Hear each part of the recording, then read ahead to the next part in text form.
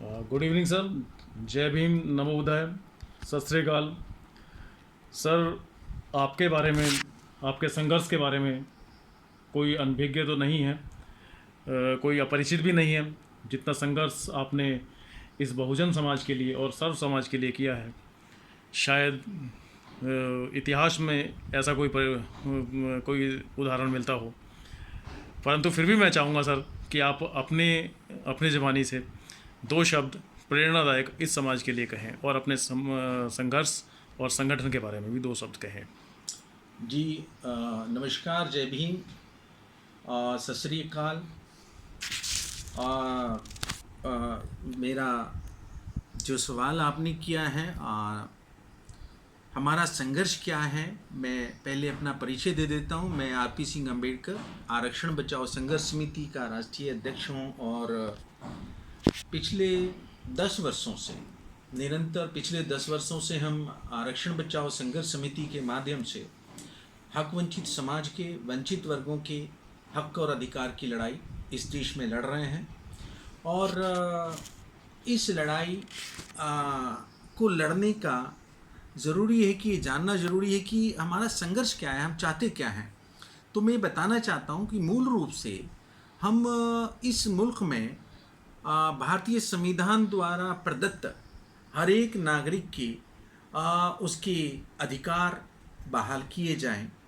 वंचित वर्गों को जो सदियों से शोषित पीड़ित हैं, जिन्हें शिक्षा से, जिन्हें अच्छी ज़िंदगी से, जिन्हें रोज़गार से दूर रखा गया है, सम्मानजनक ज़िंदगी से दूर रखा गया है, गैर बराबरी के जो शिकार रहे हैं सदियों तक, उनके अधिकार 70 साल बाद भी महफूज नहीं है। और सरकारें, जो भी सरकार आज तक आई है देश के अंदर, उन सरकारों ने इन हक वंचित समाज के साथ, इन हक वंचित वर्गों के साथ धोखाधड़ी के अलावा कुछ नहीं किया है। ये एक किस्म से उनका वोट लेकर सरकार में तो आ जाते हैं, परंतु सरकार बनाने के बाद ये इन वर्गों को भूल जाते हैं। तो हमारा कहना ये है कि ये जो सरकारें हैं, सबसे पहले वंचित वर्गों को संविधान के अनुरूप प्रदत्त सारे अधिकार उनके बहाल करें। सरकारी नौकरियों में, सरकारी संस्थानों में, विद्यालयों में, विश्वविद्यालयों में, सेक्रेटरीट में, न्यायालयों में, उच्च न्यायालय और सुप्रीम कोर्ट में इन वंचित वर्गों का आबादी के अनुपात में उनका प्रतिनिधित्व सुनिश्चित किया जाए। ये कहाँ का न्याय है कि एक जाति विशेष के लोग 70-80% तक न्यायालय में स्थापित हैं, सेक्रेटरीट में स्थापित हैं, सरकारी नौकरियों में उन्होंने सारे उच्च निम्न पद से लेकर उच्च पद को घेरा हुआ है।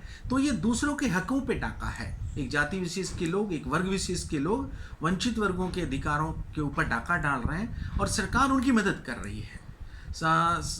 कोर्ट भी उनके कहीं ना कहीं मदद में खड़ी हुई है। तो हमारा ये कहना है कि ये जुल्म बहुत देर तक हम सहने वाले नहीं हैं। हमारा साफ है कि हमें वंचित वर्गों को नौकरियों में, सरकारी नौकरियों में, सरकारी संस्थानों में, CPSUs, PSUs में, हाई कोर्ट, सुप्रीम कोर्ट में, सचिवालयों में, विश्वविद्यालयों में, PG कॉलेजों में, आणविक संस्थानों में, रक्षा संस्थानों में, सेना में और आपकी मेडिकल साइंस में हमें चिकित्सा विद्यालयों में, चिकित्सा क्षेत्र में बराबर की हकदारी चाहिए। बराबर की हकदारी से मेरा मतलब है कि जो आबादी अनुसूचित जाति जनजाति की है, जो आबादी पिछड़े वर्गों की है, जो आबादी माइनॉरिटीज़ की है, वो उनके आबादी के अनुपात में इन संस्थानों में उनको प्रतिनिधित्व दिया जाए। नंबर 1 बात। नंबर 2 बात, मैं ये कहना चाहूँगा कि न्यायपालिका के माध्यम से, न्यायपालिका इस देश का सबसे मजबूत एक स्तंभ है और उच्च न्यायपालिकाओं में हमारे इस हक वंचित वर्ग का प्रतिनिधित्व लगभग शून्य है। तो हमारा ये कहना है कि अनुसूचित जाति के अलावा पिछड़े वर्गों को, महिलाओं को और अल्पसंख्यकों को सुप्रीम कोर्ट और हाई कोर्ट में जजों की नियुक्ति में इनके प्रतिनिधित्व को पूरा किया जाए। उसका हमारा ये कहना है कि ये जो जुडिशियल सिस्टम है सिलेक्शन का, ये जो जजों की नियुक्ति का सिस्टम है, कॉलेजियम सिस्टम है, हम इसके खिलाफ हैं, इसका हम विरोध करते हैं। और इसके स्थान पे जिस प्रकार से आईएएस और पीसीएस की का चयन किया जाता है, बिल्कुल उसी प्रकार से जजों का चयन किया जाना चाहिए।